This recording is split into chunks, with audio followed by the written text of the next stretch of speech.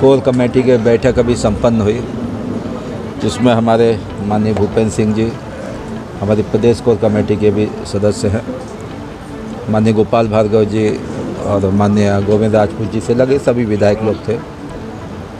तो इसका एक क्राइटेरिया के अनुसार हम लोगों ने निर्णय किए हैं। नगर पंचायतों के पार्षदों के जो टिकट का निर्धारण किया गया वो जिला की कोर कमेटी निर्णय लगभग हो गए हैं। नगर पालिकाओं के पार्षदों के निर्णय भी जिला की कोर कमेटी ने करना वो भी लगभग हो गए हैं। और नगर निगम के जो पार्षद का चुनाव का निर्णय करना है उस संभाग की कोर कमेटी है, हमारे संभाग के संयोजक भूपेंद्र सिंह जी है।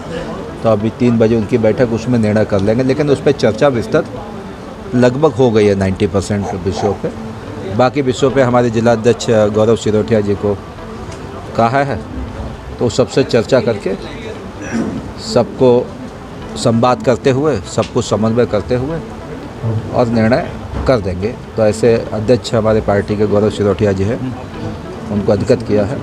तो संवाद के लिए माननीय भूपेंद्र सिंह जी हैं, तो उस पर चर्चा करके उसको निर्णय करेंगे। सर विचार होगा, उस पर मुझे कुछ कहना नहीं है। नहीं सर, ये पूछ रहे हैं कि उनका क्या विचार होगा। पार्टी का सागर में जैनवाद से दिल उब गया है क्या भारतीय जनता ये विषय हमारे हैं भी नहीं। ये जो महापौर के निर्णय हमारी प्रदेश की कोर कमेटी तय करेगी और भारतीय जनता पार्टी विस्तृत विचार करके विनिंग कौन कैंडिडेट हो सकता है उस पर चर्चा करके निर्णय करती है। इस सब प्रकार से विचार भारतीय जनता पार्टी नहीं करती है, इसलिए इस विषय पे हम अधिकृत भी नहीं है, इस विषय पर हम बात भी नहीं करना चाहते। प्रभाव में है, एक कैडर बेस्ड मास ऑर्गेनाइजेशन है भारतीय जनता पार्टी, कार्यकर्ता आधारित पार्टी है।